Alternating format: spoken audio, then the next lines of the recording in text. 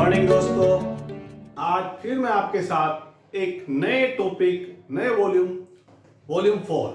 हम पार्टनरशिप की, retirement of partners की वॉल्यूम 4 पर है। वॉल्यूम 4 मीन्स कि हमने जो पहले के वॉल्यूम में काम किया, आपको जब ने बताया, क्लासेज जो हुई, पहली क्लास में हमने बताया था कि रिटायरमेंट में बेसिकली किन किन चीजों पर इफेक्ट पड़ता है। जब कोई पार्टनर बिजनेस से रिटायर होता है तो उसके किस किस पर इफेक्ट होता है। पहला इफेक्ट बताया था उसके रेशियो पर, दूसरा इफेक्ट बताया था गुडविल पर, जो फिर हम वॉल्यूम 1 के अंदर डिस्कस कर चुके हैं, ट्रीटमेंट गुडविल वॉल्यूम 2 में, रिजर्व एंड सरप्लस वॉल्यूम 3 में। और नाउ अब बात कर रहे हैं revaluation of assets and liability. अगर हम बात करें revaluation of assets and liability, जब भी कोई पार्टनर रिटायर होता है मेरे दोस्तों, तो रिटायर्ड पार्टनर क्या चाहता है? वो चाहता है कि मेरे हिस्से का प्रॉफिट मुझे मिले। आज की डेट में जब हम पार्टनरशिप को रिजोल्व कर रहे हैं, जब कोई भी एडमिशन होता है, रिटायरमेंट होता है, डेथ होती है या रेशियो का बदलाव होता है, चेंज इन रेशियो होता है, तब पार्टनरशिप रिकंस्टिट्यूट होती है। और जब रिकंस्ट्रक्शन होती है तो ये सारे इफेक्ट पड़ते हैं। रेशियो पर इफेक्ट पड़ता है, गुडविल पर इफेक्ट पड़ता है, रिजर्व पर इफेक्ट पड़ता है और revaluation of assets and liability पे। हम पिछले चैप्टर्स में, सभी चैप्टर्स में हमने इन सब टॉपिक पे एक एक बार डिस्कस कर चुके हैं और आपको हमने बता भी चुके हैं। आप पुरानी वीडियोस में देख भी सकते हैं। लेकिन फिर भी इस चैप्टर में भी हम आपको बता रहे हैं कि किस तरीके से जब कोई असेट्स और लायबिलिटी चेंज होती है तो उस पर इफेक्ट क्या होता है और किस तरीके से करते हैं। क्योंकि जब भी हम कंप्लीट क्वेश्चन करेंगे तो कंप्लीट क्वेश्चन करने में हमें रेशियो का काम करना है, प्रोफिट रेशियो निकालना होगा, हमें सैक्रिफाइस रेशियो निकालना होगा, गेनिंग रेशियो निकालना होगा, रिजर्व को डिस्ट्रीब्यूट करना होगा, गुडविल को ट्रीटमेंट करना होगा और revaluation of assets and liabilities करनी होगी।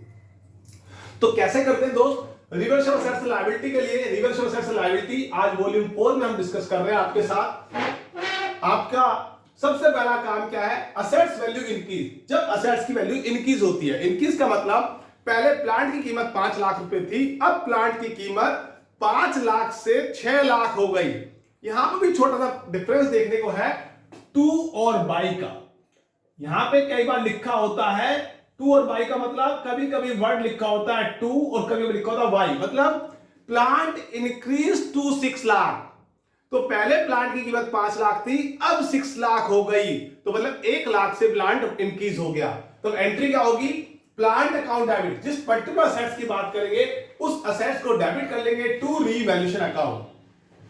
असेट्स इंक्रीज तो assets account debit to revaluation. अगर लिखता है प्लांट इंक्रीज बाय 5 लाख तो इट मींस प्लांट 5 लाख से इंक्रीज हो रहा है। तो प्लांट इंक्रीज 5 लाख से हो रहा है तो asset account debit 5 lakh rupees, plant account debit rupees 5 lakh rupees to revaluation 5 lakh.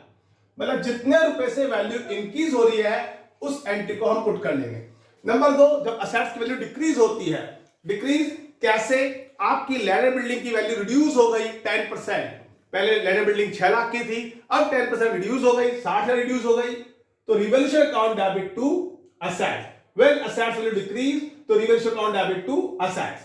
When liability value increase, कभी कभी लायबिलिटी वैल्यू भी इंक्रीज होती है बड़े बच्चे। जैसे हमने क्रेडिटर्स के पहले 5 लाख रुपए देने थे, अब हमें 10,000 और देने हैं, तो revaluation account debit to sundry liability. जब जब असेट्स बढ़ेंगी मेरे बच्चे तो प्रॉफिट होगा, जब जब लायबिलिटी बढ़ेगी तो लॉस होगा। लॉस होगा तो रिवैल्यूएशन अकाउंट डेबिट होगा, प्रॉफिट होगा तो रिवैल्यूएशन अकाउंट क्रेडिट होगा। अगर लायबिलिटी की वैल्यू डिक्रीज हो रही है मेरे बच्चे तो सन्ड्री लायबिलिटी की वैल्यू डिक्रीज होने से हमें प्रॉफिट होता है, तो एंट्री पुट होगी sundry liability account debit to revaluation account when sundry liability decrease. ये जनरल एंट्री बताई। अब इन जनरल एंट्री के बेस पे 4 जनरल एंट्री थी, या तो असेट्स बढ़ी या घटी या लायबिलिटी बढ़ी या घटी। इसके थ्रू या तो प्रॉफिट निकलेगा या लॉस। अगर प्रॉफिट निकलता है फॉर रिवैल्यूएशन प्रॉफिट तो revaluation account debit to old partners capital account in old ratio में डिस्ट्रीब्यूट कर लेंगे बाय डिफॉल्ट, अगर कोई एक्स्ट्रा इंफॉर्मेशन नहीं है।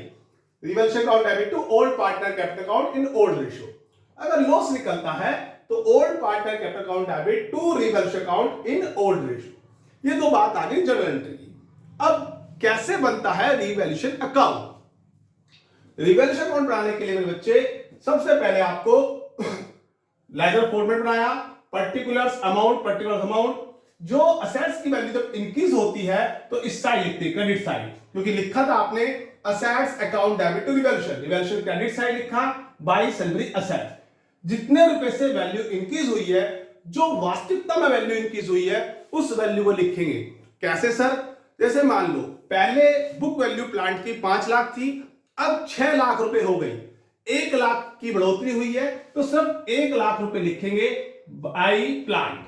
राइट दोस्त? इसी तरीके से यदि कोई असेट्स की वैल्यू डिक्रीज होगी, पहले इन्वेस्टमेंट थे 1 लाख रुपए के, अब इन्वेस्टमेंट बचे बेटे 60,000 के, तो इन्वेस्टमेंट की कीमत कम हुई है 40,000 रुपए, तो उस कम वैल्यू को यहां लिख देंगे टू इन्वेस्टमेंट 40,000। इसी प्रकार से कोई भी लायबिलिटी अगर इंक्रीज होती है तो लॉस होता है, उस लॉस को भी यहां लिखेंगे to sundry liability, to creditors. जो भी लायबिलिटी कम हुई है उस लायबिलिटी का पर्टिकुलर नेम और जितनी वैल्यू से कम हुई है वो वैल्यू यहां डाल देंगे। उसके बाद अगर कोई लायबिलिटी इंक्रीज होती है तो अगर लायबिलिटी कम होती है तो यहां डाल देंगे, अगर लायबिलिटी इंक्रीज होती है तो लॉस होता है, उस वैल्यू को यहां डालेंगे। इसके बाद हम क्या करेंगे? टोटल करेंगे, या तो रिवर्सल प्रॉफिट निकलेगा बैलेंसिंग फिगर से या रिवर्सल लॉस निकलेगा। एक ही चीज निकल पाएगी, दोनों चीज तो निकल नहीं सकती। रिवर्सल प्रॉफिट को बेटा हम डिस्ट्रीब्यूट कर लेंगे एक्स और वाई में, जेड में, जो भी हमारे ओल्ड पार्टनर्स हैं, ओल्ड रेशियो में। लॉस निकलता है तो लॉस को भी हम ओल्ड पार्टनर्स में डिस्ट्रीब्यूट कर लेंगे इन ओल्ड रेशियो में। ये तो बात हो गई किस तरीके से हम असेट्स और लायबिलिटी को रिवैल्यूड करते हैं, चाहे चेंज इन पीएसआर हो, चाहे एडमिशन हो, चाहे रिटायरमेंट हो, चाहे डेथ हो। लेकिन हमने अपने टॉपिक पे बात करी है वो रिटायरमेंट के साथ करी है। इसके साथ अब कैसे कंप्लीट क्वेश्चन करते हैं, उसको कैसे प्रैक्टिकली करते हैं, इसकी नेक्स्ट वीडियो वॉल्यूम 5 में आपको देखते हैं। ठीक है दोस्तों, थैंक यू। और आपको अगर अच्छा लग रहा है आप लाइक करें, सब्सक्राइब करें और शेयर भी करें। और किसी भी तरह की फीडबैक कमेंट्स हमें जरूर दें, पर्सनली व्हाट्सएप नंबर भी दे सकते हैं या डायरेक्टली मुझसे पूछ भी सकते हैं। थैंक यू दोस्तों।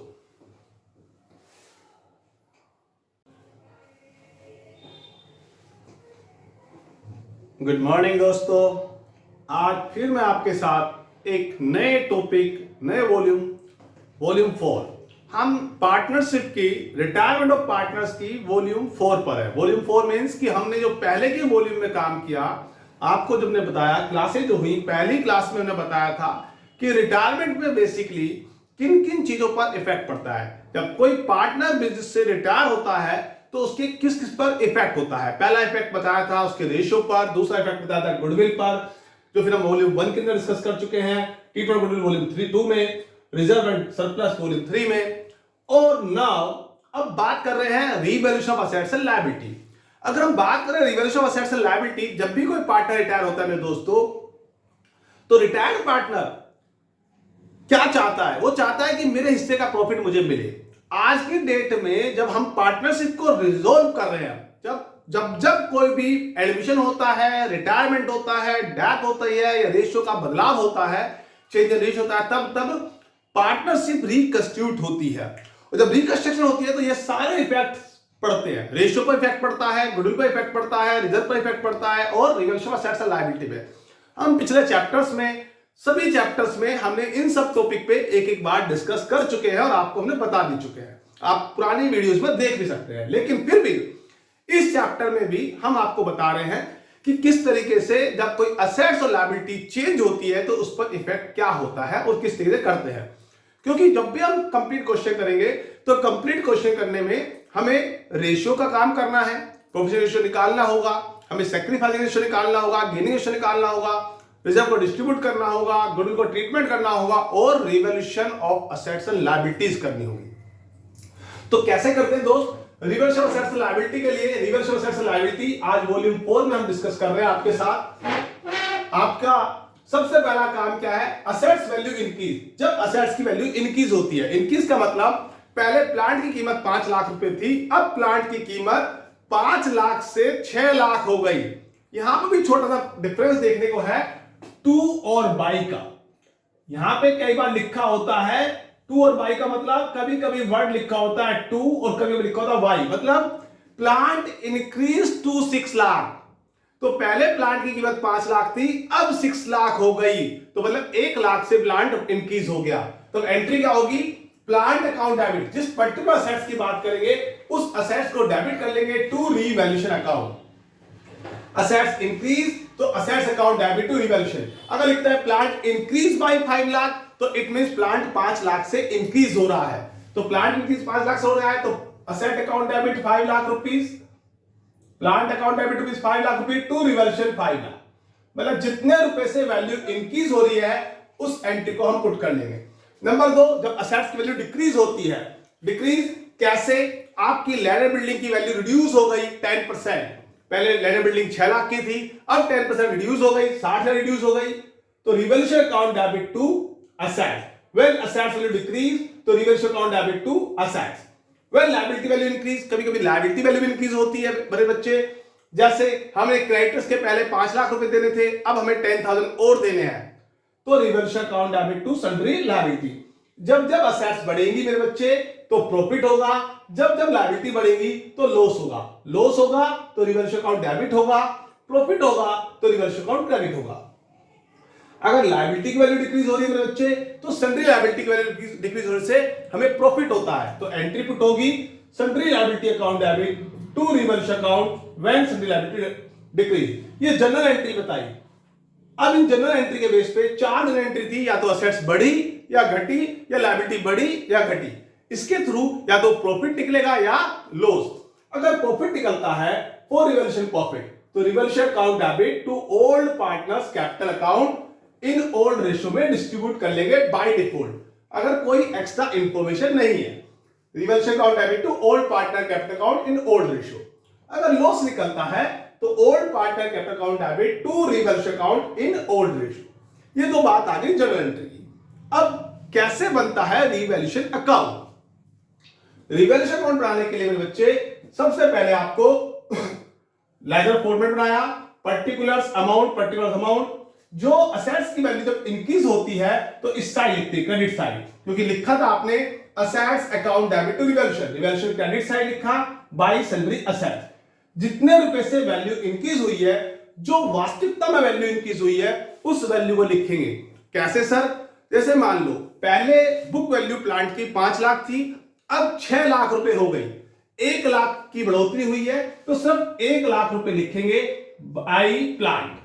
राइट दोस्त? इसी तरीके से यदि कोई असेट्स की वैल्यू डिक्रीज होगी, पहले इन्वेस्टमेंट थे 1 लाख रुपए के, अब इन्वेस्टमेंट बचे बेटे 60,000 के, तो इन्वेस्टमेंट की कीमत कम हुई है 40,000 रुपए, तो उस कम वैल्यू को यहां लिख देंगे टू इन्वेस्टमेंट 40,000। इसी प्रकार से कोई भी लायबिलिटी अगर इंक्रीज होती है तो लॉस होता है, उस लॉस को भी यहां लिखेंगे to sundry liability to creditors. जो भी लायबिलिटी कम हुई है उस लायबिलिटी का पर्टिकुलर नेम और जितनी वैल्यू से कम हुई है वो वैल्यू यहां डाल देंगे।